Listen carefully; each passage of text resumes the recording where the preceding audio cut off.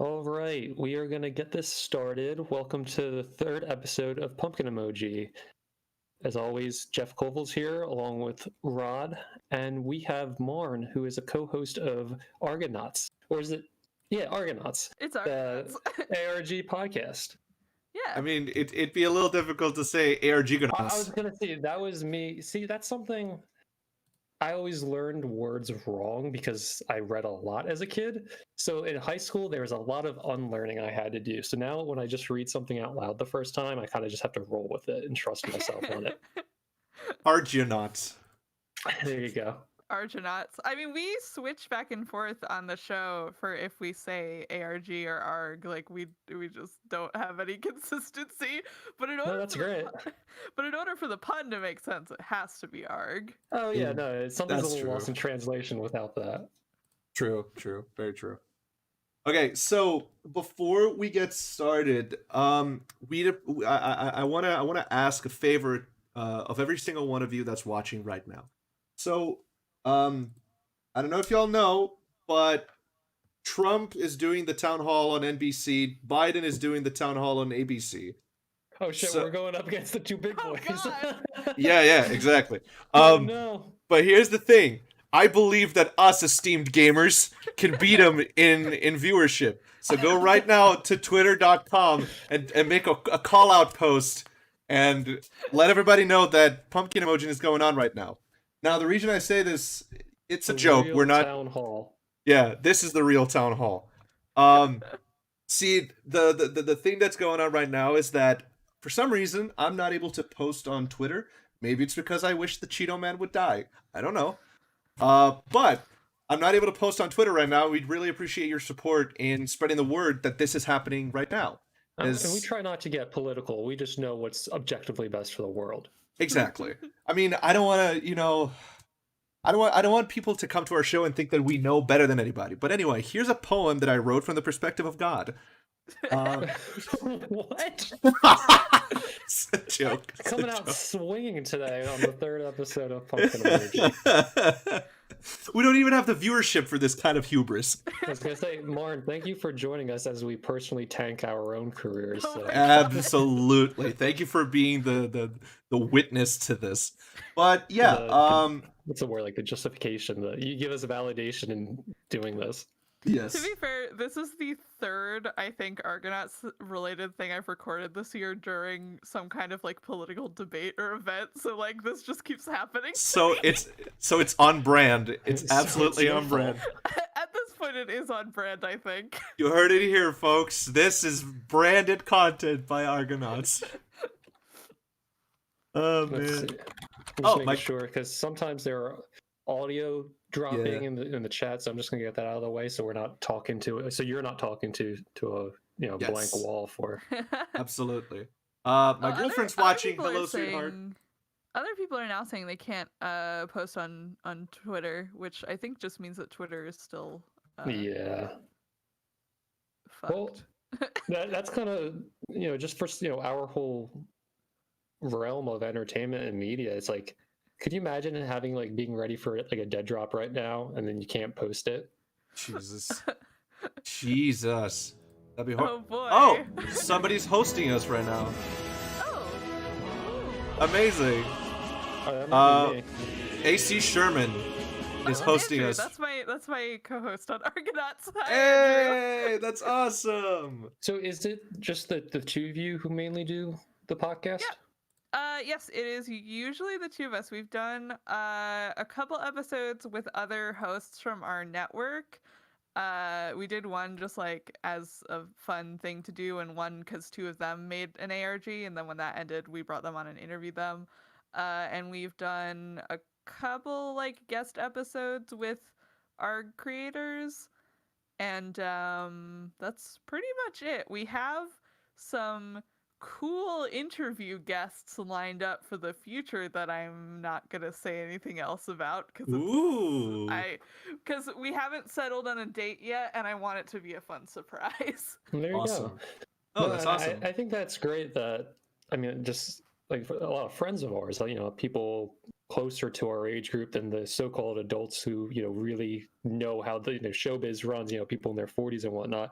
I think it's great that people have the ability to host stuff like this.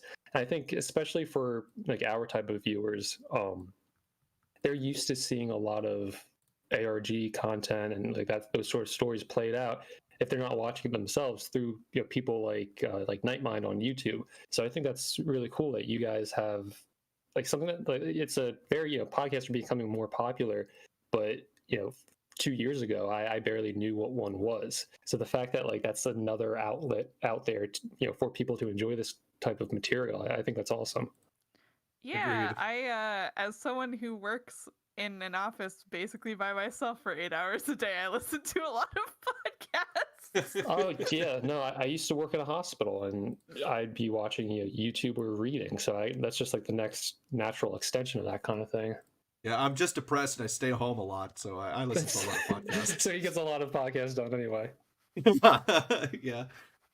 Okay, so let's get this underway. Today we're gonna be playing some SCP Unity in the Oh yeah, background, and let me stream that for y'all here in the where the for Discord y'all, itself. yeah, in the Discord itself, so y'all can see what's going on. Oh, cool. Which finally let you win, Miss Moribund. Oh, Moribund. hi, Lore. I'm I- glad that Twitch let you in. That's awesome. Welcome in. Stay a while. I know our buddy from last time, Michael, their account was like locked to shit or something, so they were trying to hack in and get back, but they're here in spirit, so that's okay. My That's friend all that L counts. wants to know if there are flashing lights in this game. I do not believe so. Okay. I do not believe so. Would you? Should I switch to a game that we know that doesn't have it? I'll switch. I have no problem with switching to another. I am checking right now. Okay. In the meantime, we'll just get started. You know what? There's actually a lot of warnings for that kind of thing on the SCP test. So it's actually a good. I don't know. It says SCP test, not Unity. I'm not sure. I don't want to put somebody in a bad position. Me neither. Though. Yep, closing it. Let's put something else. Hey, let's get started. While I do this, I'm just gonna ask the first question. The first question that I want to ask you, Marn, before we get into the real meat of the stuff we're doing here today, I just want to ask, for those of our viewers that don't know, what is, in your words, what is an ARG? Loaded question. I feel like Andrew and I explain it differently on like every single episode where we have to explain it, but like I always explain it as like it's a murder mystery dinner party, but the actors aren't allowed to touch you. Is basically like my shortest way of getting it across to people. Or it's like an escape room, but on the internet. Okay, that's fair. I think that makes it very accessible and easily for people who have no idea what it is to picture what they're dealing with. Yeah, I mean, I know. Oh, you go on. Oh, that's how I like explain it to my parents, at least. Like that kind of got it across to them. Yeah, you got to frame it for the audience you're talking to, and that's your parents. I know when we were working on EMH, and people would ask me, "Oh, what's your series about?" It's like, well, do you have have an hour? So I would just say it's like Blair Witch, but online. Just think of it like that sort of thing. Like you go in thinking, is this real?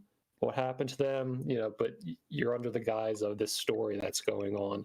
And I think something like a movie like The Blair Witch kind of immediately puts people in that. All right, so this is uncomfortable. It's shot as if it's really happening. XYZ. Right. It gives you like an instant sort of mental position that you put yourself in. I was gonna say, go on. Oh, I was gonna say, and I think more broadly, it falls under the category of like immersive experimental storytelling. I know it's funny because now that I'm thinking about the timing of it all, I think it was like really just before the the whole world-ending incident. Yeah, I you know. remember seeing on Reddit, and there's a couple friends. We're all in contact with our friend Aiden, and I remember he had kind of strong feelings on this whole topic of, like what's ARG versus unfiction versus transmedia narratives. And I think you can have a whole field day of describing what it is and what it isn't for yourself in an academic sense, in a entertainment sense. And I think some people get bogged down in the weeds of that as an argument, but I think it's more interesting than anything else. And I think it opens people's eyes up to what's actually possible to do with these types of stories and games and whatnot. Yeah, Andrew and I have argued before on the podcast over like what constitutes, like, what is an ARG and what is a web series that has a forum. Exactly. No, exactly. Which That's is like, very accurate. yeah, which is like an ongoing thing on the show, because every time we cover a web series, he's like, all right, is this like, does this actually have puzzles, or is this like a web series with like an in-character forum? And it's like, sometimes that can be an ARG, I think, but also sometimes it's just like immersive fiction that like the people consuming it don't really have control over, which I would hesitate to call it ARG. Right. Yeah, I think people get really into like what was their own first personal experience with anything, like that's not linear media, and they might irrationally or wrongly or correctly say this is what an ARG is and dig their heels in. And I know, especially with everything in the world related to Slenderman, a lot of people believe, oh, it's a Slenderman web series, it's an ARG, and that's not the case. And that's not a good thing or a bad thing, but it causes a lot of confusion. Years down the line, when someone like you has an actual ARG podcast, and it's like, I don't know. I think people get frustrated with it, but I think it's either funny or interesting to actually have to pick it apart. Right. Oh yeah, I completely agree. We got into it a lot when we were covering Everyman Hybrid for that exact reason. I absolutely understand. When the creators themselves can't give you a straight answer on what something is, I think you have a blank check to go crazy on the definition yourself. Absolutely. Oh yeah, and I feel like unfiction as kind of an umbrella term is good, because it kind of lets you skip that discourse of like, what is an ARG, what isn't an ARG. Right. Funny that we get into this topic like right in the beginning. There was this this whole, I don't want to say argument back, it must have been like a year ago. We're probably talking about the same exact like Reddit post. Go on. Oh god. No, not a Reddit post. It was a Twitter conversation. Yeah. Yeah, I think we talked about this.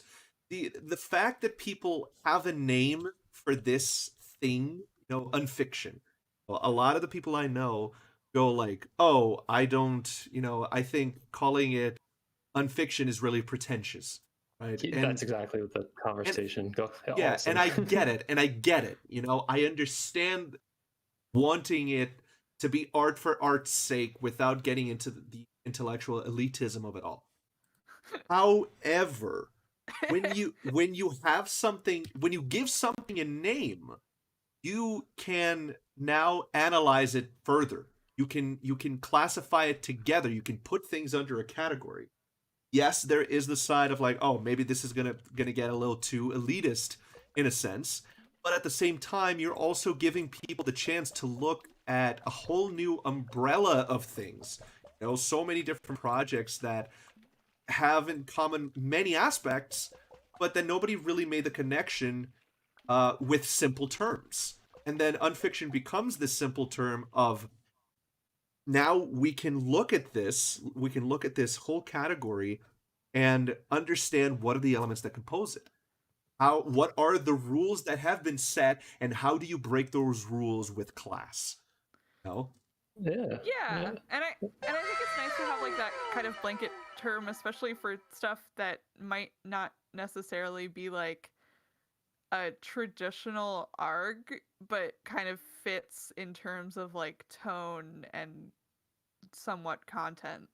Yeah, I think umbrella terms like that really, really help because, kind of, beyond the scope of the conversation, but it's like David Lynch didn't bolt awake in bed in the 70s and were like, I'm a postmodern editor. Like these things last over conversations and studies and years of observation and enjoying this kind of media that the names stick. In 20 years, if people are even talking about these types of projects, is it going to be unfiction? Are they going to be known wholly as ARGs? It's like, might as well stake your place in the genre right now and make your argument for it, because Absolutely. it's not a finished conversation at all, and I think that's a good thing.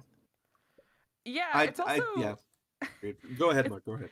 oh, I was gonna say it's also really funny because like the unforums and like the unfiction website existed like way before this like discourse ever happened. No, that's the best part of it. I never It's even the heard of it protective before the whole term. discussion. It's like, yeah, no, and that's what's funny about it too, because it's all these different people's experiences, and it's like unfiction is such a pretentious term. It's like, yeah, maybe, but it was also around in like the 90s before any of these projects existed, so it does have a stake to that kind of claim.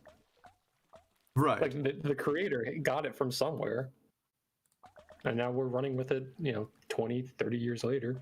Exactly. But my question is, right, I think this is something that maybe I'm completely wrong about this and people do talk about it, but I think the thing that a lot of people don't think about is like, if you call it unfiction, does that detract from the value of the project? It doesn't. Yeah.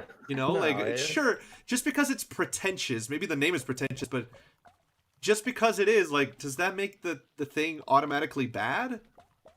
Because if you're limiting yourself to now working with stuff that's pretentious in its own right. Well, especially when these are like homemade projects, which in many cases they are. It's like we're essentially playing backyard wrestling with monsters, and it's like you want to Absolutely get pretentious about something as goofy as that. That is Like, literally what it is. Yeah, don't worry about being pretentious or goofy, because the whole fucking thing is from the get-go. I think ARGs deserve to be a little bit goofy. I think we've earned that at this point. Yeah, Oh, absolutely. and that's the authenticity of it all, right? Like if you're taking yourself too seriously, then what's the fucking point? Go make something professional then. If you're taking yourself that seriously, go make something professional. You really have the want for it, so do it. And like I think that ARGs can have very clear-cut themes, and I think that they can be I don't want to say literary, but I can't think of a better term for it. Like I think all ARGs and unfiction can tell a good story that is immersive and like makes you care about the characters and has themes and a message. And I also think that they don't have to be pretentious. I think that they can be goofy and fun. Agreed. In addition to having themes. They don't always have to be, as we joked about last time, Rod, flashing binary code and someone screaming "I am God" before murdering your friend. It doesn't have to be horror. It doesn't have to be that. Yeah. Talia, she actually brings up an ecological ARG. It was like, there doesn't have to be huge stakes. Of course, I love this kind of stuff, but like every project doesn't have to be about the world ending. You don't have to. It doesn't have to be horror, and I think that's something that also catches a lot of people off guard as well when they first start this kind of thing. Yes. Yeah. I absolutely agree. And for the chat, I'll have to look it up, and if there's anything available, I'll link it in the post stream tweet we sent out for the Eco ARG. And I feel like some of my favorite ARGs that we've covered weren't horror and were like more character focused and like had humor and stuff. And like Andrew and I are making an ARG that is like ostensibly goofy in tone and content, and like people still care about it on I think a level that we didn't really expect when we started planning it. Do I mean- you want to share the name of that, or is that still in pre-production? Oh no, so it started in February and it's currently kind of on hiatus due to like the world being The world hell. ending. Yeah. Basically what happened was we had a bunch of like real life dead drops planned, and it was literally like the week Oh, before the no. entire country went into lockdown. Oh, and we were talking, no. and we were like talking to each other on a voice call. We were like, we'll still be able to do this in like 2 weeks, right? Yeah, we'll Yeah, still 2 be weeks. able to do this. And then like the entire country shut down. Oh, no. So if you want more information on that, there is a Google Doc that I can drop in the Twitch chat. You can also join our Discord, our Argonauts Discord server. Oh, there you go. And everything in there is everything about our ARG is in the ad break channel. Because Oh. We got a sub. Oh, Velvet Eye gifted a tier 1 sub to Michael Anderson. That's awesome. oh, hey, Michael. Yeah. It's a small But yeah, world so here. the like trailhead or the whole like framing story of this ARG was that like, oh, we got like a mysterious ad on our podcast, and so we made a like an ad break channel where people can like talk about it, but it has become the like ARG talk channel. And like the premise of the ARG is that do you guys know about the secret Pepsi Navy? What? No. Okay, Did you say Pepsi Navy as in like the branch of the Yes. military? Oh wait, no, I did. I thought you said Pepsi Baby. Yeah, in the 1980s, the Soviet Union traded Pepsi, like a whole Navy fleet, in exchange for a bunch of Pepsi. It was like 17 submarines, a cruiser, a frigate, and a destroyer. No fucking and- way. And so originally Andrew and I had a completely different ARG plotted out, and then 2 other hosts on our podcast network scooped us without knowing it and started their own ARG that was like essentially the plot of what we wanted ours to be. Oh And we were like, Oh. and we were like, fuck, we That's gotta the worst. rethink our whole ARG. But it was good because then we came up with this like absolutely bonkers idea. And we were like, okay, we're gonna write an ARG where Pepsi never got rid of their navy and they're now trying to become a world superpower. I That's incredible absolutely and love very that. topical. So there's like I mean, people who read the doc will get to dig into some of this, and if you join the Discord channel, there's a lot of very kind people who will Oh my explain things to you. god. But there's a secret forum where you can talk about the Pepsi Navy and their conspiracy to take over the U.S. government. There is a secret Discord where you can mine Pep coins, the official currency of Pepsi, which is a real thing. Pepsi tried to do cryptocurrency a little while I actually had a bag of like Doritos or something. I was like, oh my god, I'm gonna get free money, and then I like threw it out or something. I completely forgot about it. Yeah, and like a lot of it has become us kind of working in all of these like really goofy like capitalist things that Pepsi has done for real, and being like, oh, this is actually kind of horrifying when you think about it. We can like make something out of this. Amazing. Oh, Elle also points out there is the Pepsi riddle song, which is the official Pepsi account interacted with our players. Oh no. Because they That's one of my favorite things is when unsuspecting like either brands or celebrities get Oh dragged into my an God. ARG.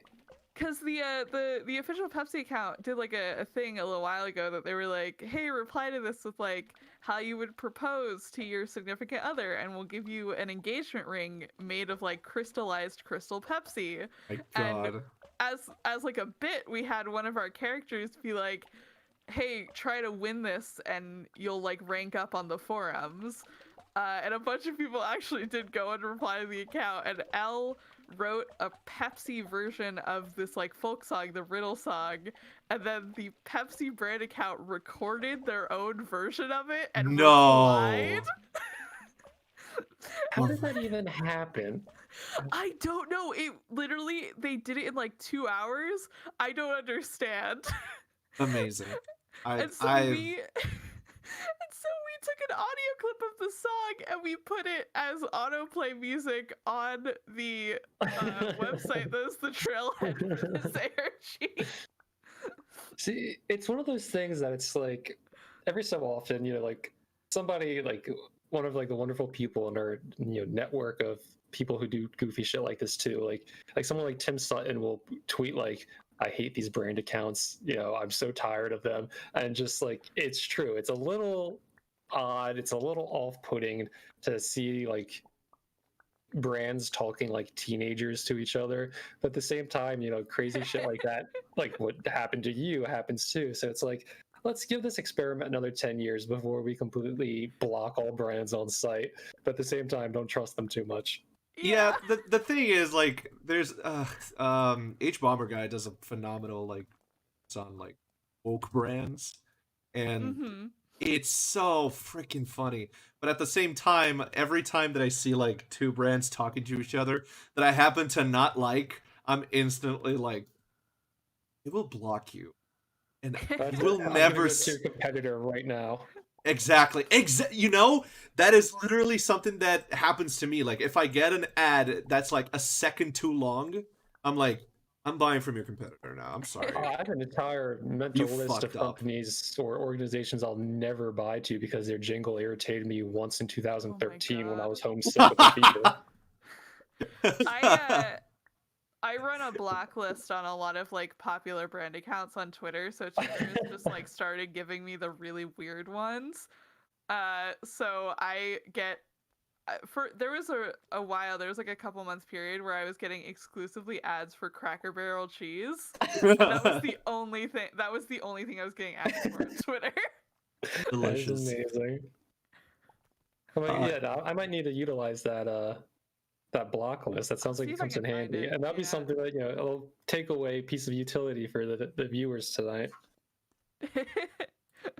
Jeff, you see this building? This is where I'm gonna throw you. Yeah, we have to make a horror spin on this otherwise charming and calming game. So this is like a dystopian little medieval village. Dystopian back then, like Bear King, like maybe like Drows or something in D&D, something awful. I don't know. Which we're gonna fight to make the Drows a beloved race because they got shit on for for too long. But that's besides the point.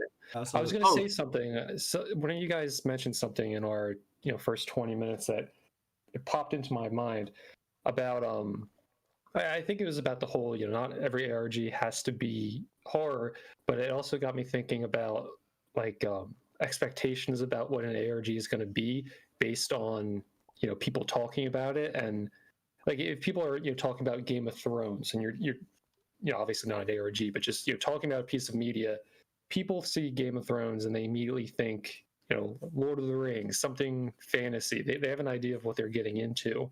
But I know between the two of you guys, personally, talking about BlazeBall, so and so pitcher's head explode, or the commissioner's dead, or shit like that. I'm like, oh my god, this sounds metal as hell. What is this? And then I catch one of Rod's streams, and it's like the same confusion and mild disappointment as when I first heard about Dwarf Fortress.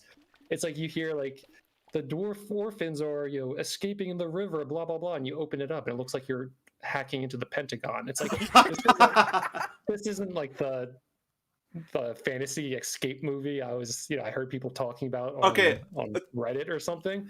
Okay, so I'm gonna give my vision of it first as a newbie, and then I'll let Marn, the literal main head strategist of of the best team in all of baseball, the Baltimore Crabs. I'm not the head strategist. I'm like the deputy strategist. Okay, excuse me for being a noob then. I'm gonna make sure that everybody can see this because right now, I have BlazeBall open. Oh, me too. I'm gonna let people see this on stream. I don't like how it's It's amazing. Everybody. Okay, so, as you can see here, here's the best team of all time, Baltimore Crabs. You see a bunch of names like this. I still see city creator. Oh, Yeah, it's not. Rock Oh, and wait, Roll. wait, wait. I didn't. Uh, well, now everybody, including you guys, should be able to see this. So, Blaze Ball, the Discipline Era. So, the way it works is there's a bunch of fictional baseball teams, like the Baltimore Crabs, Hawaii Fridays, Chicago Firefighters. They're from Chicago. And the way it works is that you choose a favorite team and then you place bets with like internet money on who you think is going to win the games, and you make a lot of money. With that Entry money, point. exactly. And with that money, you get to like, as far as I know, you get to vote on like blessings and decrees. It's like this dystopian future where baseball is played every single day, nonstop, every week, and then at the end of the week it stops because that's when the season ends. Um, yeah, it's season 10. It's been happening for 10 weeks and it's already swept the nation. Um, and the way it works is that uh crazy shit happens. For example, this symbol right here means that there's a lot of birds. This is a solar eclipse. This is a blood rain. Um, the crabs have something known as the blood pity. During the bloodbath, this team must give stars to the team that finished last in their division. They have targeted shame, which means they'll start with negative runs the game after being shamed. This shit's insane. I love it. It's like Twitch rules. plays Magic the Gathering baseball cards. So the way that I've been describing it is the SCP wiki for jocks. Actual Okay. fantasy football. Because like basically what you see on the site is what you get. Like it started as just like a very fast baseball simulator, and then the fans can vote on different blessings and decrees in the election which change the rules of the game. So for instance, solar eclipses were not originally a thing. The fans voted to open the Forbidden Book, which gave them access to a heavily redacted book of the rules of baseball. But as a consequence of that, a solar eclipse washed over season 2 and umpires started incinerating players. Oh my god. Yes, and it's amazing. And yeah, and like and in the next season there was a decree that was just called Peanuts, and the description was just peanuts, and of course people voted for it because they wanted to know what peanuts did, and now we have an angry peanut god who is showing up and boss fighting people at the end of every season. We're I not mean, joking. That's a pretty Ju- linear progression there. Just Yeah. so you understand, when I first joined, I was like, oh, I like Yellowstone, so I'm gonna go with the Yellowstone magic. Well, like I didn't realize that Marn was like in the crabs, and I was like, I want to hang out with my friend, but only after the following things happen. I go into the magic, I find out they're the worst team in the entire league. But except for this one player called Annie Rowland, and I'm like, oh, cool. I guess I'll make her my idol because she's really good. Annie Rowland gets fucking incinerated, and then then like an hour after I start playing the game, Annie Rowland gets incinerated. Then this motherfucker shows up. His name is Bonk Jokes. Jokes! Bonk Jokes. And then I'm like, I'm done. I'm gonna go be with the crabs now. So I'm now with the crabs, and I love every single one of them. My favorite is Kennedy Loser, because he's I a love Kennedy loser. Loser. He's a loser. Nothing bad ever happens to the Kennedys. Exactly. Nothing. And so like I like your silly words, Magic Man. and so like it's really interesting to me because on the site what you see is what you get, but like the fan base has grown so much in the past like 3 Exponentially. months. Yeah, exponentially. There's like 17,000 people in the Discord or something like that. And it's a really interesting mix of like traditional sports fandom where a lot of people are in it to like bet on the teams and they're going to vote for blessings that will make their teams better, which is basically what happened with the Crabs. Like we have a huge fan base and we put a lot of votes into making them better, and now we're one of the top teams in the league. We are the top team. Not right now. I think the Moist Talkers are still beating us, Laws up but they're beating us by 1. by one game. By one game. 57-23, 58-22. These are the Canada Moist Talkers. They represent all of Canada. They represent all of Canada. Yes, these are the teams. Right here. So yeah, like some people are in it just as like traditional sports fans. Like they're gonna pick a team, they're gonna root for that team, they're gonna make the team better, which is like obviously not an option that you have in regular baseball. And some people are in it for like the fandom aspect where they're like, oh, all of these players to us are not just like random names generated by the website or like lines in a spreadsheet. They are like real people with personalities and backstories and thoughts and emotions. And so there is a baseball wiki where people can add stuff about like their favorite players and be like, oh, I think that Jessica Telephone is a time traveler and every single version of her exists all at once, which is like a real thing on Jessica Telephone's page.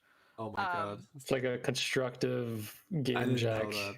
Like Yeah, asking yes. to be game jacked. That's Yeah. what Andrew and I have said about it. Like the devs basically made like this very fast baseball simulator, and the fans were like, "We're gonna game jack this and make this like a real narrative with like 200 characters, and like Yep. each of them has their own story." I mean, It's so interesting to me. like I was telling this story to Marn earlier as I was clearing up and I was doing like sound check with Marn before we started. And the thing is, as soon as I saw bonk jokes, my stupid brain was like, "Oh, it's Bonk Jones, not Bonk Jokes." So the first thing that I think about is like, "Oh, he's a detective. He's obviously a detective." And he came out right after Annie Roland gets incinerated. So I'm like, "Oh, he's here to get to the bottom of why Annie Roland was incinerated." You know, and they were friends, and he was dead, and then her heroic sacrifice brought him back from the dead. And I did a whole, like, I love doing these little things, like, a whole, like, audio thing of, like, "Hey, sweetheart, I'm Bonk Jones, I'm a detective, and I'm a skeleton." Like, that whole thing. And I'm like, and I just posted it, and then apparently now, the Magic have decided somehow that he is a skeleton. That's like the biggest trending thing. I don't know if it's gonna trend that he's like a detective as well, but he's a skeleton now, so it's like it's really funny. Amazed. That's And it's like, but again, it just that sounds amazing, and I think if I could dig into that, I really appreciate the goofiness of that. But when We'll I get first, you. We'll I- get you I into it. We'll get you heard into all the of Baltimore that, and Crabs. then I looked at how it was presented. I'm like, wait. yeah, like for sure. And like, I mean, part of the really interesting thing to me is that like the devs, they very often in fact kind of pick up on what the players are putting down, and they will like take things and run with them. Like I'm sure people have heard this because it's been explained in like a billion different baseball like explain videos, but like when they first implemented the idle board, it's like you can pay 200 coins or whatever and you can sit on a player who like whenever they get a home run or like a strikeout, you will get money. And there's a top 20 idle board, and people realized that you can put dead people on the idle board. So you'll see right now, Tillman Henderson, who is the crab who most recently got incinerated, is now sitting at number 9, and he has a little skull and a flame next to him because he is dead. And in the season that was realized, there was a blessing for a team to steal a player who was sitting at number 14 on the idle board. So everyone was like, okay, we're going to get the first ever player who was incinerated to 14, and we're going to bring her back to life. And the devs were like, absolutely. Like, this will happen, but it will have consequences. And it did have consequences. She came back to life, and there was like she had like a special status and started hitting people with pitches and murdering them, and it was awesome. It ruled. That's I have awesome. I mean, I know I talked about it like what the hell am I reading? But I did have an appreciation for it just because of how excited it made so many people, like friends of mine. So I will appreciate them for just running with it. It rules. It's I such didn't a realize there good. was a character called Jalen Hot Dog Fingers. Oh yeah, that's her. That's Jalen. She's the one who came back to life and started murdering people. Amazing. Is she still playing? Yeah. Not for anything. They have an untapped resource if they don't sell custom jerseys for Blazeball already. There is a website called Blaseball Cares that sells a bunch of fan-made custom merch, and all of the proceeds go to charity. Oh, that's good too. That's pretty amazing. They also Go have ahead, a go ahead. Patreon tier that lets you submit names for their like random name generator. That's brilliant. See, and this is just probably going to be running indefinitely. Or do you think there's any sort of story, like any sort of angle in that kind of way? I mean, there is definitely like a wider story that they're telling. Like every Friday after regular games end, like the Peanut shows up and yells at us and like tells us to do something, and people are like, "All right, fuck, better do what the Peanut tells us to do." And last week there was like the big like after the championships, the site literally turned into a JRPG, and the winners of the championships had to battle the Peanuts like evil god team. And so that was fun. And we think that this week on after the championships, a team full of dead players is gonna have to battle the Peanut Gods team, but we're not sure about that yet. Annie Rowland is gonna be the captain. Just Oh watch. my god. Before we continue, I do want to ask one question for our viewers that have been, mulling the idea of creating their own ARG or making their own show and whatnot. And I think this question goes both for you, Marn, but also for you, Jeff. Well, I was going to say, I think I know what you're going to ask, and it's a good question to ask because seeing us talking about this right now, I was literally going to message you, Ron, and be like, how do we get something like silly like this going? Like immediately wanting to jump into it, and it's like, nah, I think that's going to be touched upon what you're about to ask. I think the question I would ask is, regardless of the theme or the atmosphere of an ARG, and we're talking strictly mechanical, what are the elements, in your opinion, Mark, having seen and reviewed and dealt with so many different ARGs, what are the elements of a successful ARG? Oh god. I think you have to. So first of all, I think just like as a writer and talking from my writer brain, I think you have to have a really good mix of like suspense and tension with downtime. Like your players don't want to be constantly in suspense all the time. Like they're gonna get tired. And I think you have to really keep pacing in mind when it comes to ARGs. I think that for people to stay interested, you need to have like characters and a world they will connect to. And I think that you have to have some kind of high level of interactivity with that world and with those characters. Like the players have to feel like they're actually part of something. Yeah, I think that's great. It's that's a good way of putting it because people, especially when things have such indefinite schedules, and it seems to be this story of the year with all these types of things. It's like they start hot and heavy, and then life happens, and something that's updating weekly suddenly hasn't been updated in a month, hasn't been updated in a year, and it's like if people aren't hooked from the beginning, then you've lost them immediately, and it's not not necessarily your fault, but I think going into pre-production, you should give yourself some tools to not ever have to face down that problem without some sort of like minor release on the side you can use to stave off the angry hordes and everything.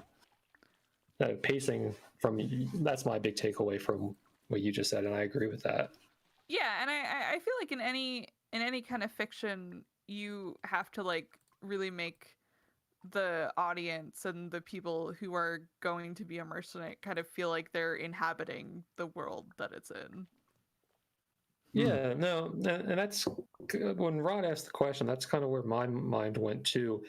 I think I'm just more hardwired towards the like horror or like higher stakes types of ARGs, but I think my element of a successful ARG is like an intense empathy for it, and I think that kind of goes a little bit hand in hand with what you were saying. Like you need to care about the world, but I think more to the point, if it's a typical human ran story, like we're not talking about like some weird conceptual, not weird, some different conceptual, like future ARG, you need to care about the people that the characters of, if it's one person or if it's a group of friends. And I think that might be more towards my preference for like horror in general, more so than ARGs. But I feel like that's the same type of thing. People aren't going to stick around for months without content unless Right. there's something keeping them there. And I think Yeah. caring about the characters is obviously going to be one of those things. Yeah, like we we ended the first act of the Pepsi Navy ARG by killing like a fan favorite character who was like Oh, the that's always gateway fun. character into the ARG. And like literally a couple weeks ago someone posted in the chat like, "Oh man, I miss him." I was like, That's yeah. the best feeling. Wait, breaking news. Breaking news. Tillman Anderson is canon. The icon turns blue when the recently deceased Tillman is idled Oh, into that jeez. spot. Time for Necromancy 2, Tillman Boogaloo. Wait, Are you this is reading this out of the crab chat? yes. No, not from the crowd, from crowd Twitter. This is happening right now. Our viewers get to see this. Oh my god. Where is that This bastard? means nothing to me, Rod. There. Look, he's on 14 now. We figured out that when you put we literally just as this stream was happening figured out that when you put dead players on those little icons on the board, icon light up and go and turn blue. that's That's the the secret only to it thing all. we figured out. I couldn't go blue. People are dead. People have died, Rod. Oh my god. I got you, blue. Please, let me blaze. Let me blaze ball. Becky, please. Okay. One of the things that so we've gone through the idea of like what are the elements of a successful ARG. Now, I want to ask the other burning question, which is, what do you think are the biggest mistakes a new creator can make when creating an ARG? Like, what's the stuff that when you see it, you go, "Oh my god, this shit again"? Cults. We have a running gag on Argonauts that like every other ARG we cover has an evil cult in it, and Andrew and I are like, oh my god, we're so tired of cults being the antagonists. Go ahead, Fair. keep going, keep going, keep going. No, I think well, on last time we kind of talked with Michael about this, and something that my first impulse to answer would be exactly like the chat just said, puzzles for the sake of puzzles. But Yep. they kind of changed my mind on the whole thing about like if it's a newer creator and whatnot. I'm not so cynical about them having very basic or done a million time puzzles. But I think so. To not give that softball answer, I think people tend to go into these things, and I know I had to mitigate expectations a little for myself on various projects. You can't you want to be ambitious, but you don't want to like bite off more than you can chew. I think when you first start a project like this, the world is your oyster, but you have to give yourself like realistic or reasonable constraints to what you're doing, because then it's going to be this convoluted mess that ultimately will implode upon itself. And maybe you can get away with it and keep running by the seat of your pants, but I don't know, I've seen a lot of projects like that build up a lot of things and then ultimately fall flat for, interpersonal reasons or a lack of funding or just a lack of commitment, because these things become year-long projects. Fair. That's fair. The So one thing, I think a reasonable scope from the outset should be considered. yes. Yes. However, I would bring up the point of this. And this is a bit it sounds counterintuitive, and it sounds like it's like, oh, this could taint a reputation. Nobody knows who you are, first of all, when you first start. And that's the best thing in the world. Because if you fail, we're not really gonna know. It's not like you had a great show before and then you came up with a new idea and it sucks. This is not The Mummy 3 Tomb of the Dragon Emperor. It's like, oh, it's a story that nobody really related to. It just didn't work. And it was your first try. If you are a new creator like that, I would almost emphasize, like, go big or go home. Like, fuck up. Really fuck up. And see what you did that you were so enamored with, and be like, okay, maybe there is a way to make this work, but it's not the way I thought. Learning that lesson by failing, I think, is the strongest tool you have when you start off, because you are starting off exactly because of it. It's your first try, and you have the permission to be an idiot and just try something stupid. Maybe eventually you'll have a story that people really, really love, and it becomes the next sensation, the next Marble Hornets, or the next Everyman Hybrid, or the next Blaze Ball, for that matter. And, who knows how many times, the funny thing is, Monarch 52 was not the first time I tried to do something like that. The first time I tried, I failed miserably. And nobody has ever heard of that show. Nobody has ever watched it. And it's out there. We're gonna get the audience on that right now to reverse dox you for that. Go for it. You'll never find out what it was. And if you do, I'll go to your home and I'll beat you. Oh no. To that point, though, and I think that's a great point, but I think whether or not you're known or you have pre-existing public work, I think something important is to not become addicted to the immediate feedback. Yes, and agreed. Not the simple, the TLDR of what I'm about to say is, don't read YouTube comments. But yes, in reality, something like an ARG generally requires some sort of response to feedback, whether it's story or just to see how you're doing, because we don't get cable ratings, you don't get Amazon review, generally speaking, for these types of things. So you do have to pay attention to what the audience is saying, but not necessarily like how they're feeling if it conflicts with what you wanted to do from the outset. And I think that's very hard to do. It's just recently I finally managed to break the habit, and I don't even have an ongoing project going, and I still fall into the trap of not immediately, but constantly checking, like, oh, so-and-so message board, so-and-so forum, so-and-so, hashtag, just to see, like, what are people talking about this thing we might have worked on.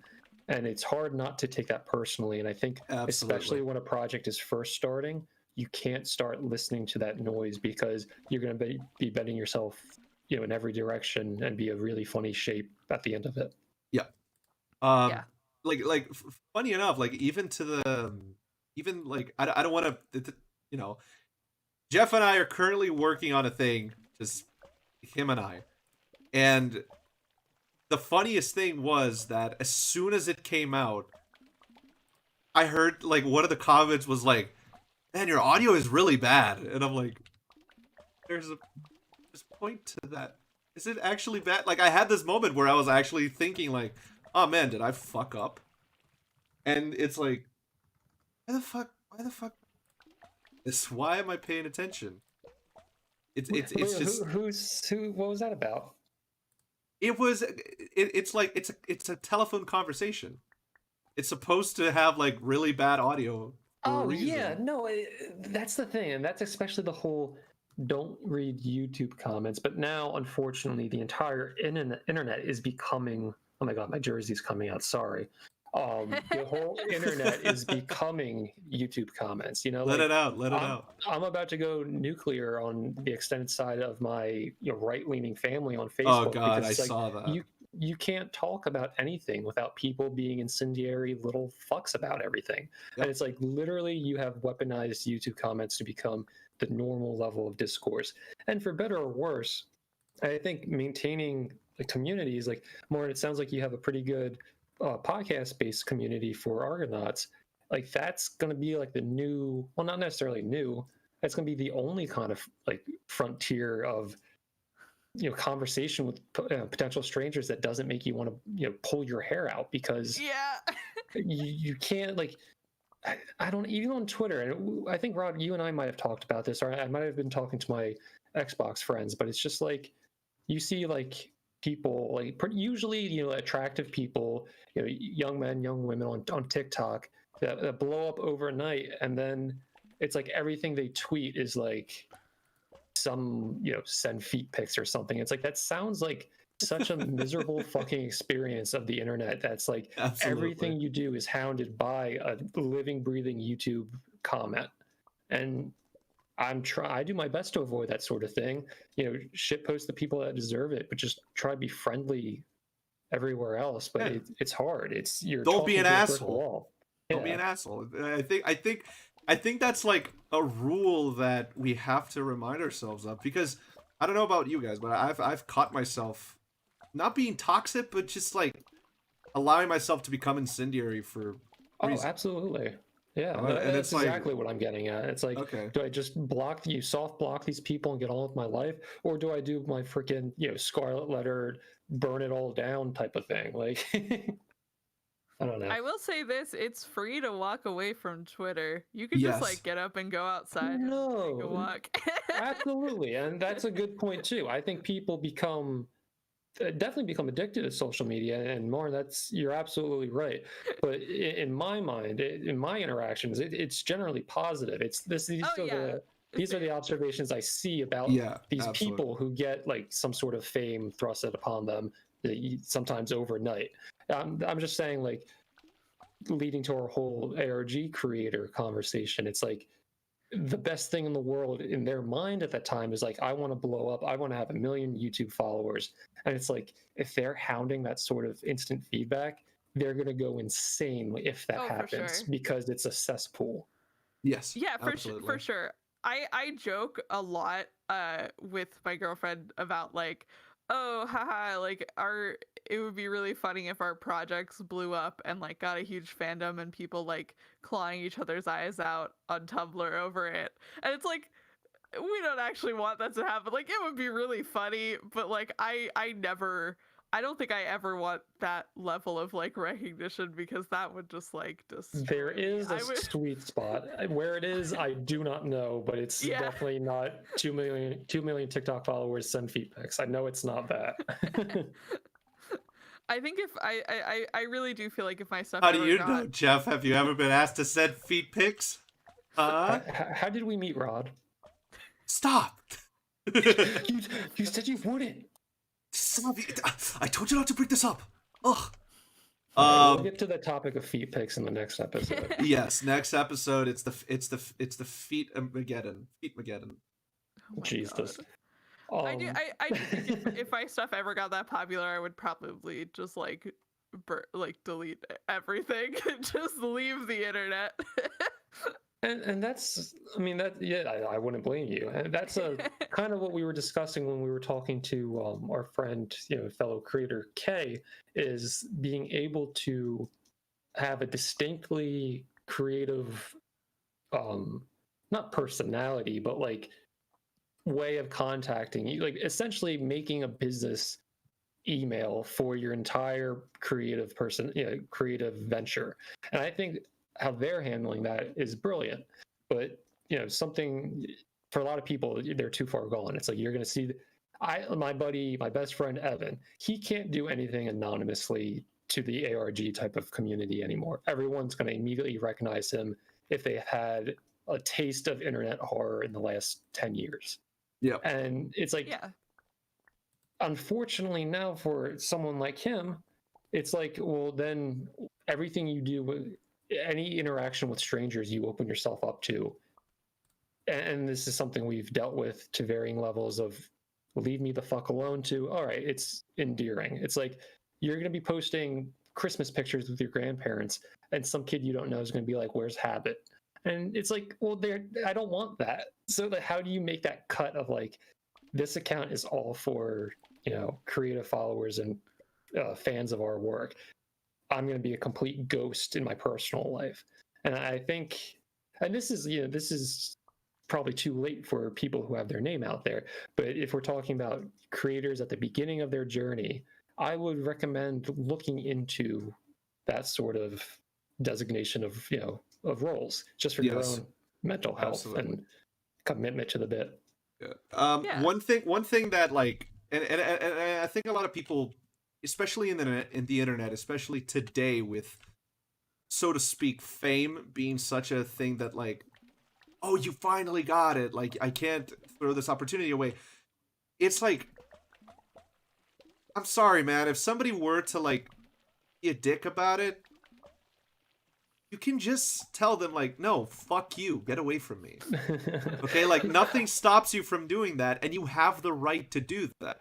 Like blocking people is free. Oh my god, yes. Blocking people is the most cathartic thing in all of online. It is, but one thing that I feel like I shouldn't have to remind people, but I do, is that you, no matter what type of content you create, creating content is being an artist.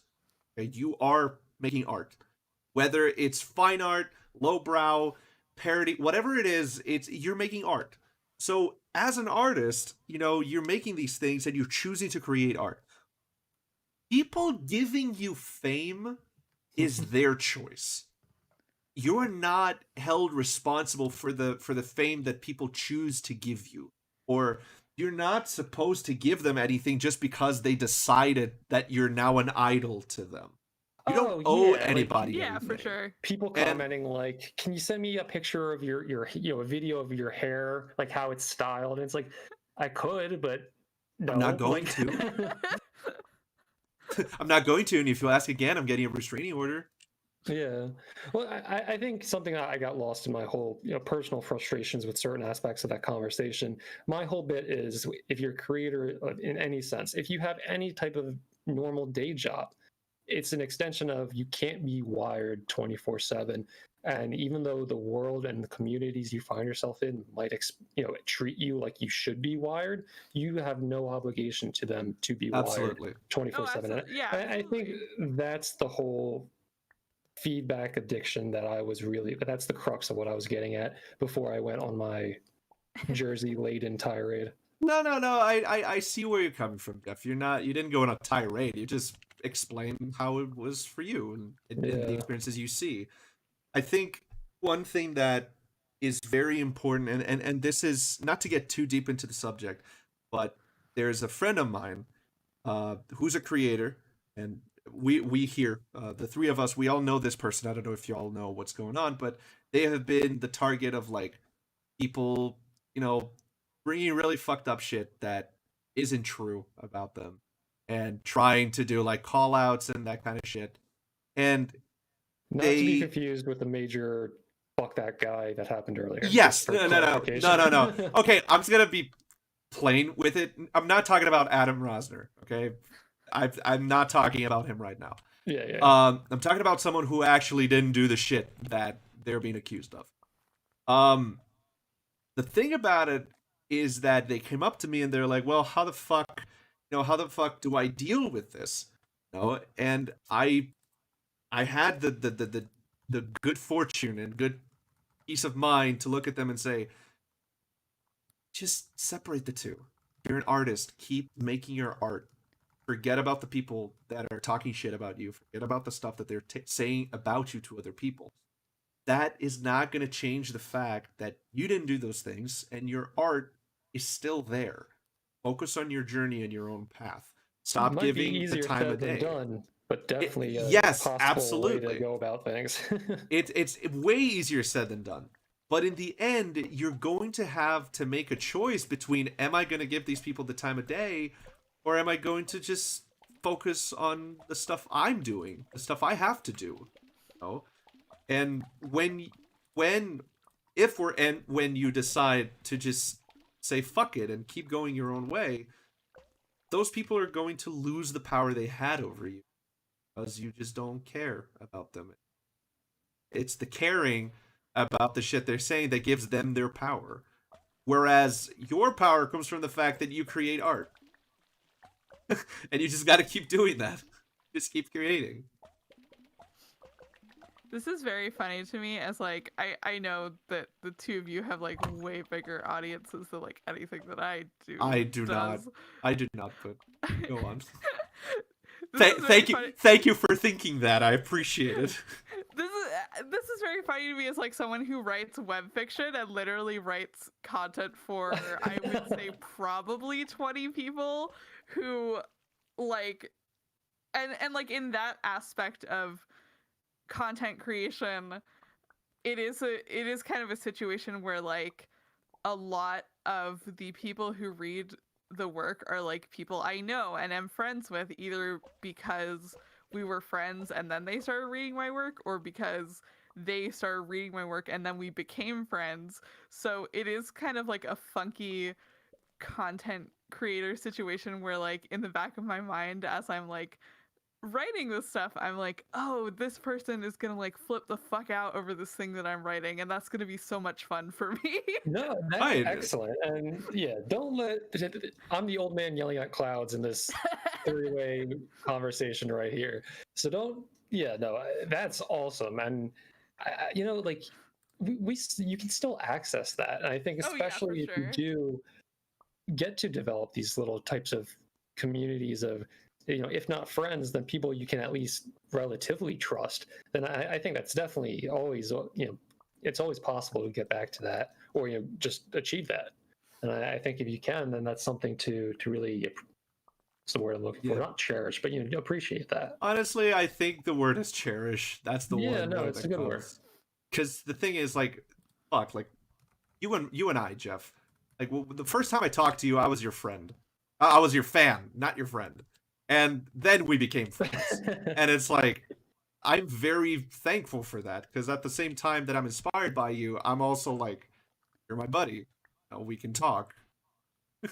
I don't have to look at you and be like, the light is too much for my eyes. Like, no, it's Jeff. Marn, you got about another 20 minutes of us doing this until we're both in tears and you're being our therapist. I just want to give you the heads up. Just a heads up, yeah. No, you're absolutely right, Rob. But I think yeah, it is something to you just look back on those things and appreciate the. I mean, I think Marn, you might even be able to appreciate this, like just like looking at our life, you know, your life a year removed. It's like the people that you're talking to on a daily basis. It's like funny to think about, you know, how the hell did we achieve this? Like, how did we get to this point that, you know, I might have been writing, you know, you might have been writing fiction for this group of people, and now, you know, you might call some of them some of your better friends, or, you know, vice versa. It's like, this is something that you do with your friends that not everybody else in the world does. And I think that's something to take away from it too, because, you know, a lot of people just, you know, they work a job for 40 years and call that a life. But, you know, people go out and do these, you know, on whatever scale, small or great. I think every little thing we do like this is something, you know, not normal and in a good way. Yeah, and like, man, I was gonna say something, and oh, I know what I was gonna say.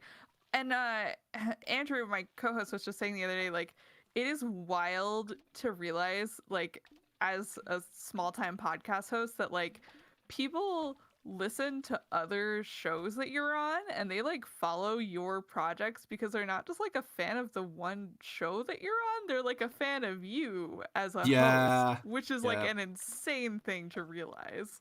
Just the idea that somebody is a fan of yours is like, huh, okay. Yeah. You're wrong, but thank you. Please reconsider, but I appreciate it. Yes. So By the way, I made the game scary now. there you go. We made it spooky. That is that bee has seen Has better seen, days. yeah, this bee fought in the Battle of the Somme. So, yep. You know, if I had 10 minutes, I could convince President Trump the Shadow Moses incident was real. Oh my god. That's what the island reminded me of. Yeah. So really, we've been going for like an hour and 15. If we want to reel this back to, are there any lingering ARG issues or topics you got, Rod? Because I think we got the big ones, the beginner mistakes, or things you don't like to see in ARG, or anyone in the chat have anything they want to pick Marn's brain about? I think there's a couple of things that I do want to say. One of them is making sure that the story you're telling is yours to tell. And this can get sensitive to an extent very quickly, but there was this idea that I saw once that I almost came to blows with this dude. They wanted to make a web series. They invited me to make a web series. This in LA. Make a web series about the Underground Railroad of the Civil War. And that's delicate. yeah, and I was like, oh, okay, so who's writing it? And he's like, me. When I say this man was whiter than this, I was gonna say whiter than me. You can use me as the litmus test for that. okay, yeah, he was way whiter than you. Like this man, you turn off the lights, he shines. And there's that's kind of cool too, though. Yeah, well, there's nothing wrong. I know what you mean. There's nothing wrong with his skin color. There's something wrong with the story he's trying to tell, not being his to tell. So that is kind of out there. One of the things that I would say is be careful of the stories that you're choosing to tell and make sure that they are yours to tell. This is not to say that, was he a bad writer? Yes, but that's not the point. that's not directly related. So even if you are a good writer, make sure that the story is yours to tell. Second, if you are a member of a marginalized community and you're thinking, but this story is not going to resonate with anybody, make it. Make the show. Take this story that you think only resonates with you and people that grew up in a very specific way, make it. Because there are stories out there that, the world is hungry to hear. They just don't know it yet. So, I'm a Mexican immigrant. My parents were undocumented, but I'm part of the Dreamers now. Make a story about that. Write it. Make a story about your experience. Make it heavily based on your experience as a dreamer. Make it heavily experienced on the difficulty that it is to be undocumented in the United States. Tell the story your parents went through. Yeah, tell it for your sake, but just understand that that might resonate. That might become then don't put the pressure of that on your shoulders, but it's that could be someone's holy shit, that is I know this story. It's not exactly the same, but this was my story, and I haven't seen a story about that before. Absolutely. That's one thing that I have felt. I'm currently in Brazil, and I'm well, the story that I was telling with Monarchs 52 has to happen in the United States because of these characters and because of the stuff that I already created for it. And I felt very discouraged of I'm not in the United States. I can't tell a story that's going to resonate.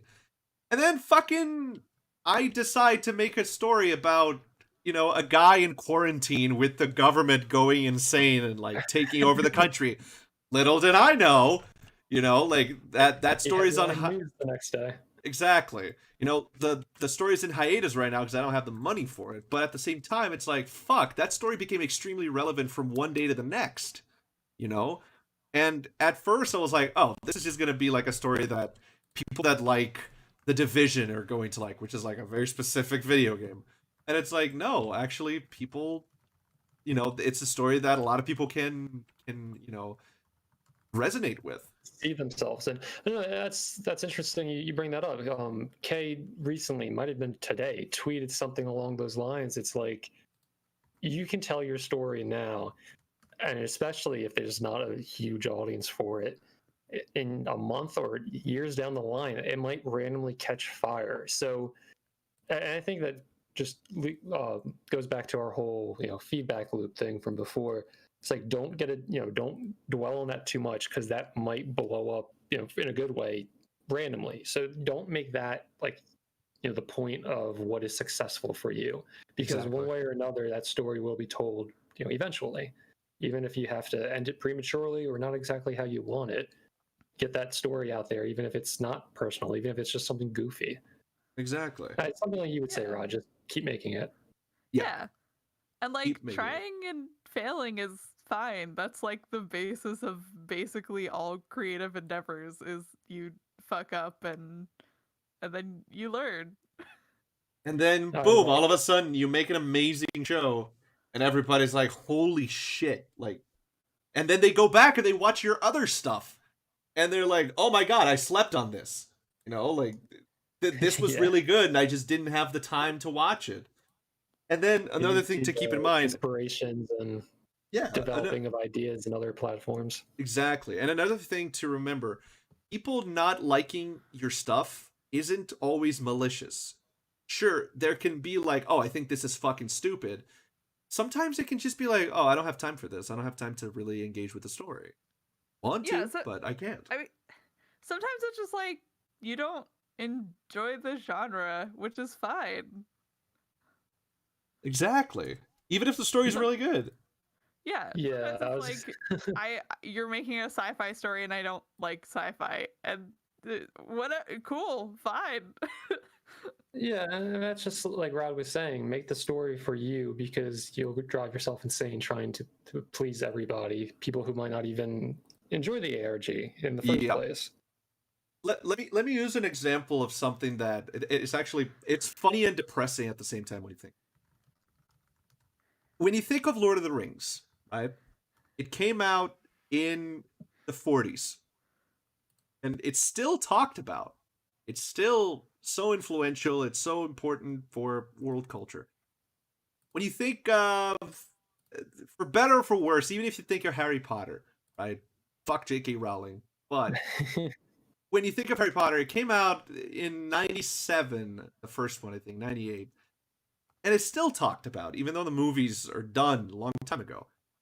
Game of Thrones ended last year. How many times have you talked about it? Yeah. That one up. Nobody talks about it anymore. Okay, so think about the whole idea. Like, Game of Thrones was adored for years. People were insanely obsessed with it. Then all of a sudden, it's gone. All that adoration, all that love, completely gone because the ending got messed up. Like, admittedly, they fucked up. Side note, that's why I say I will never get a band tattoo until the entire original cast is unfortunately dead and in the ground for 10 years, because you don't know what kind of shit is going to pop out. Same reason I'm glad I never got like a Harry Potter tattoo or something. Absolutely. Because fuck J.K. Rowling. See, the thing is, I would be okay with a Lord of the Rings tattoo because Tolkien's been dead for a while. So yeah, for a while. I think skeletons are pretty. Okay. Skeletons are pretty in the ground if there were any skeletons. But like, that's what you talk about Game of Thrones. It's like, pour one out for all the Khaleesi's out there. Yes. Yeah. Pour one out to everybody who tattooed the Targaryen symbol on their arms. And it's like, to be fair, at least there are books, but likewise, they're not done. So who knows? Yeah. And but that's the main thing that I want people to think about. Like, it's such an ephemeral thing, this fame or recognition, attention. Yeah, and if you're making art for the sake of that, like, I get it. It's fine and it's valid to make art for the money. You're gonna have a bad time. But that's the thing. It's okay if you want to make art for the money, but it's hard. It's hard. If you love what you're making it is gonna be easier than if you're making it for money. And I think that also you can make things that you love and make money off of them. Like, that is obviously the ideal, but it's very hard. Yep. And you don't have And to make it for money. Stop thinking you have to yeah, monetize yourself. Have a for hobby. sure. But like, also, this is something I think about a lot as like someone who wants to be a published author. Like, that's the dream. But also, the traditional publishing world is like so gatekeepy as it is. It's like that probably isn't going to happen unless the entire industry gets overhauled, which sucks. Hmm. Yep, absolutely. And the thing is, and to piggyback off of that, right now, it is easier to make a story that more people will see than ever before. Yeah. Ever before. In any other moment of the past 10 years. 20, maybe. I wasn't here for more than 30. I've been here for 25, so give me a break. The idea is that right now, on hand, you have an extremely good camera. That's a phone. You also have the unlimited knowledge of all human race in the palm of your hand. That's the internet.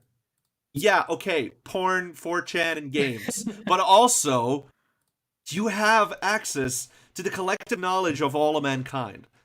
Study shit. Research. Find a story that hasn't been told that you can tell. And make it. Make it. Make it look as dumb as it can be. But just make it. If you want to make a story, you have the tools at your disposal. And right now, unfortunately, people are home hungry for something to do.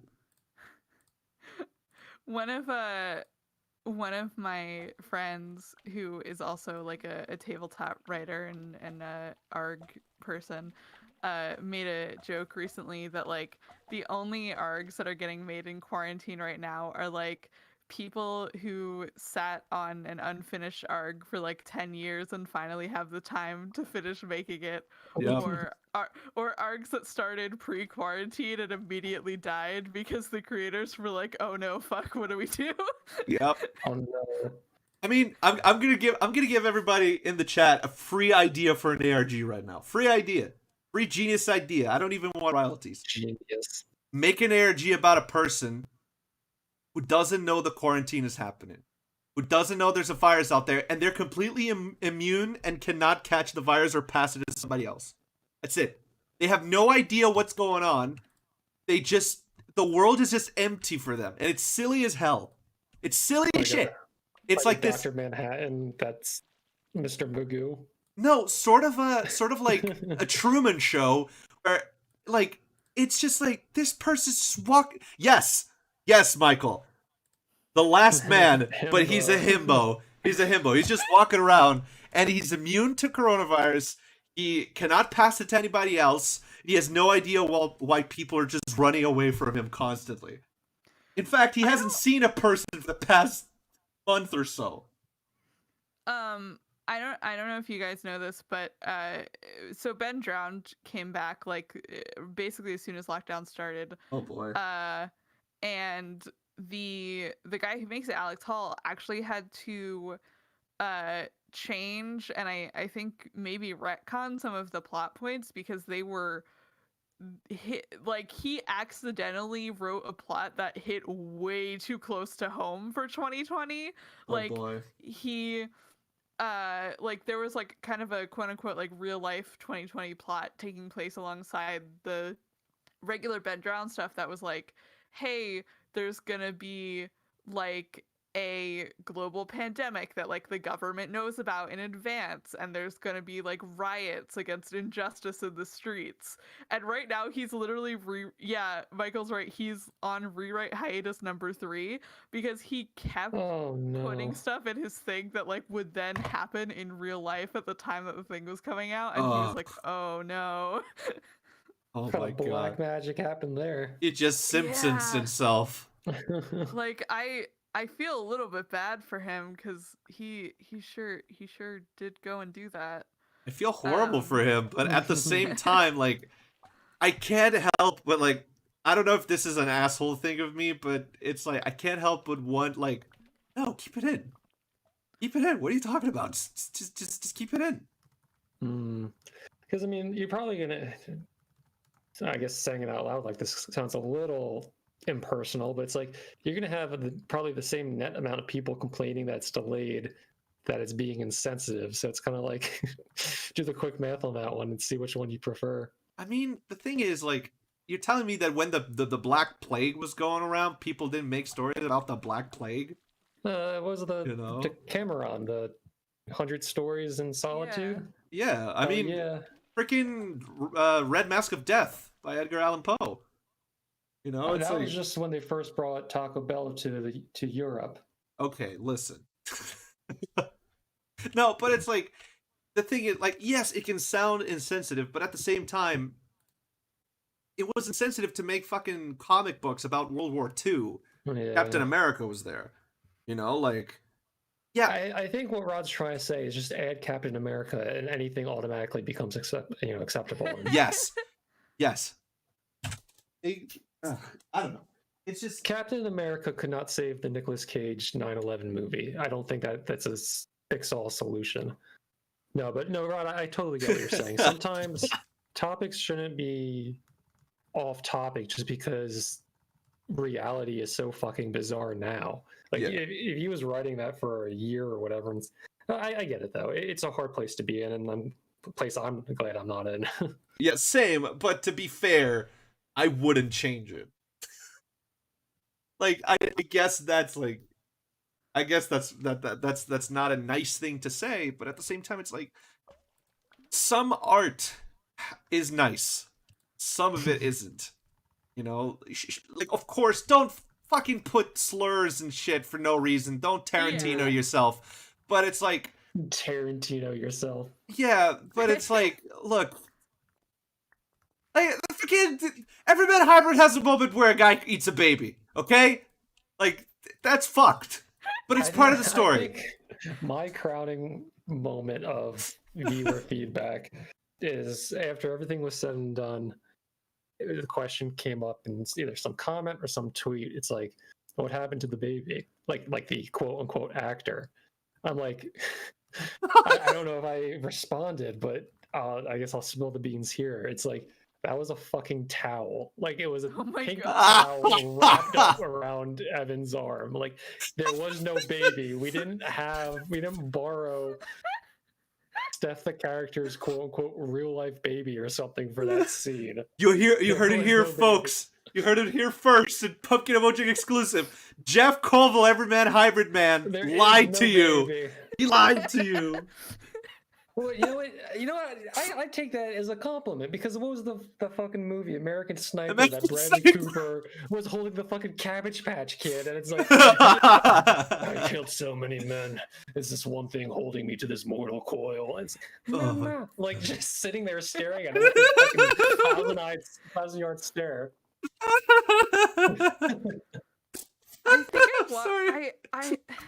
I think I talked about this on ARGonauts, but I really loved that one stream that you guys did where you talked about how you like couldn't figure out how to make people stop liking Habit, and you at one point like suggested that like every time he appears on screen, like giant text that says he ate the baby. Remember, he ate the baby. You gotta drive it home sometimes. I mean, the second that you guys said, like, oh yeah, Habit worked with the Nazis, I'm like, yep. That should have been it. Exactly. That should have been it. But I mean, considering how the United States has gone over the past 4 years, it's not surprising. Add a couple more atrocities to the list, but he would have just been a misunderstood soft boy. Jesus Christ. Didn't deserve it. Anything bad that could happen to Habit deserves it. I mean, but that's neither here nor there. Like, I don't know. That's such an ARG thing, though. Like, people getting attached to the worst characters. Yes. Oh yeah, absolutely. And I get it too. It's fiction, and you. It's the garbage. It's the garbage son. It's the garbage son syndrome. No, I think I'm coining this term right now, but it's like, you have this character. You're not supposed to like, but because you're not supposed to like, you love them. Oh, fucking absolutely. You know? So like that's the thing, right? Like, that's what happened to Ripley. People are not supposed to like Ripley. They fucking love him. They love Ripley.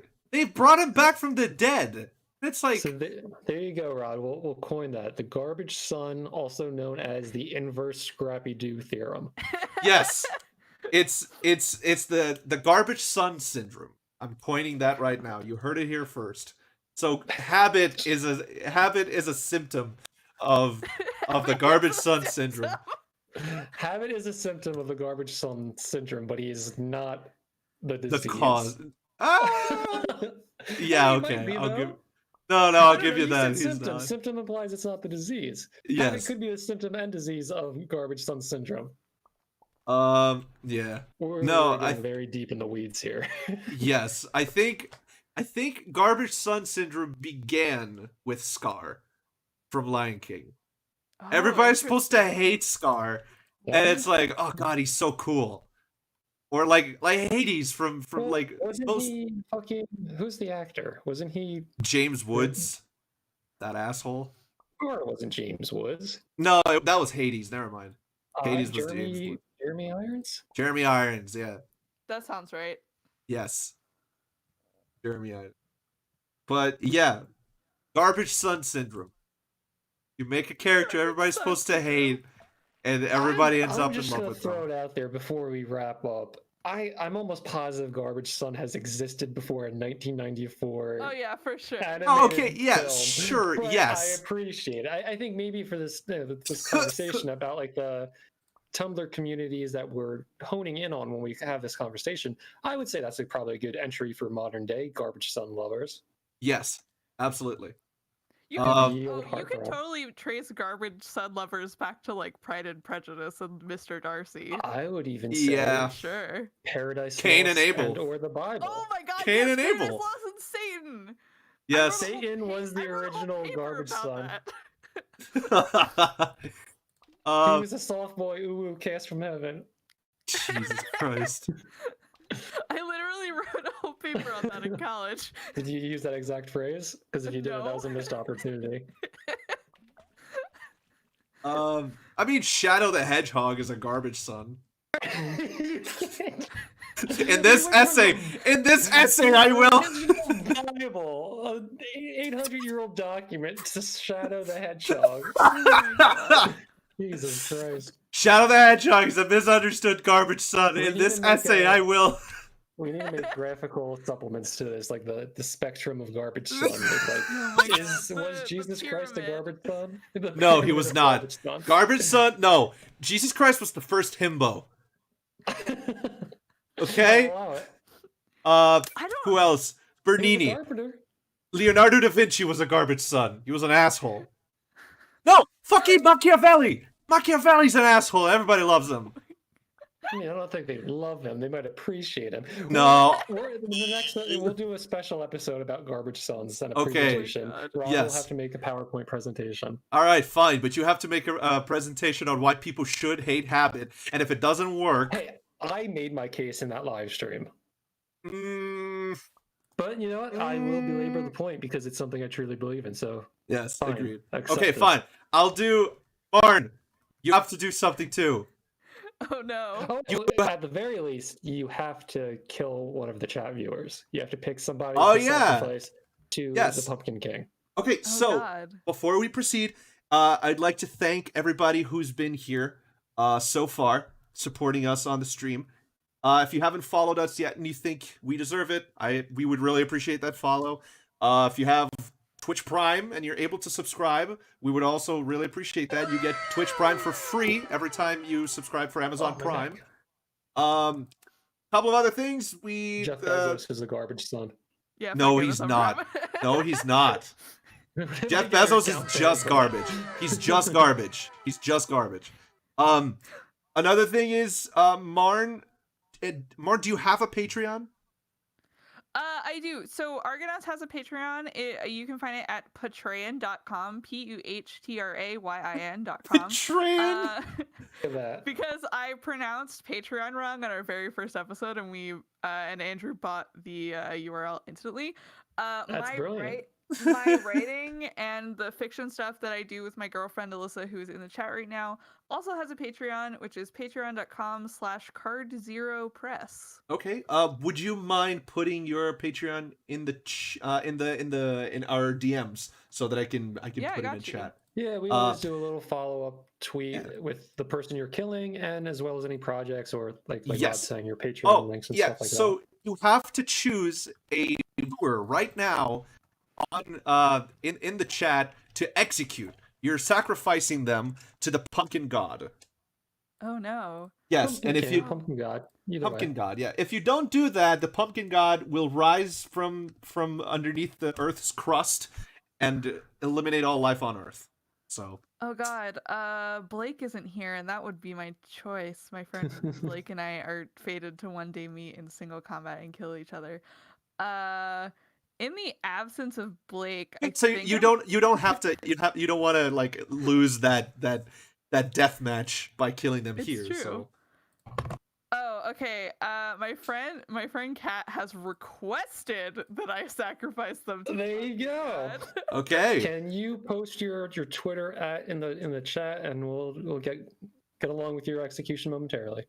Yep. Kat, I believe, is at Triple Jumpster on Twitter. Ooh, okay. I don't know who they are in this. Cool. In this Let me pull out my chat. sacrificial dagger. Give me a second. There it is. I don't know if anybody could hear that. They so typically get a classic horror movie death, so here it is. check out the post stream tweet for the death. Marn, thank you so much. This was like all these have been such a blast, and I'm glad we Yeah. could have finally got the chance to do this. This Hold was on. Super fun. I see they have entered my room, and I will proceed to kill them. Give me a second. Jesus Oh, Christ! give me a second. Here we go, and there it is.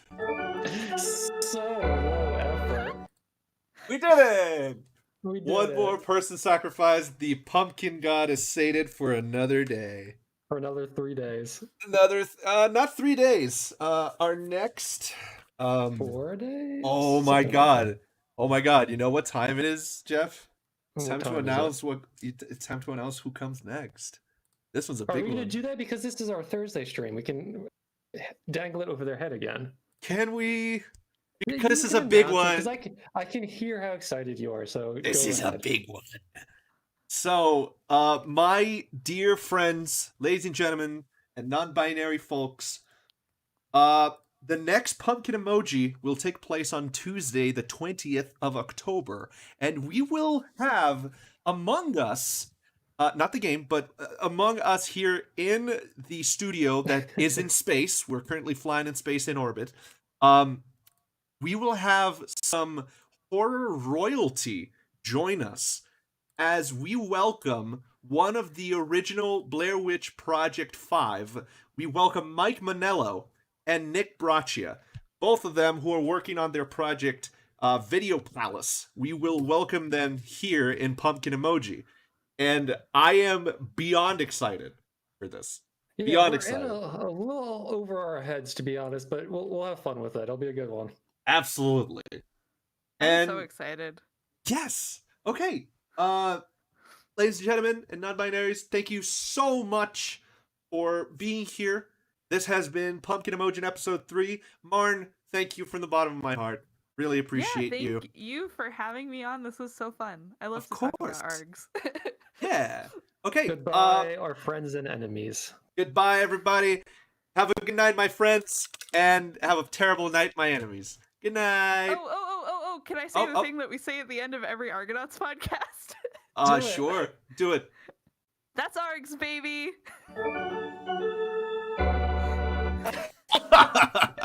Yeah.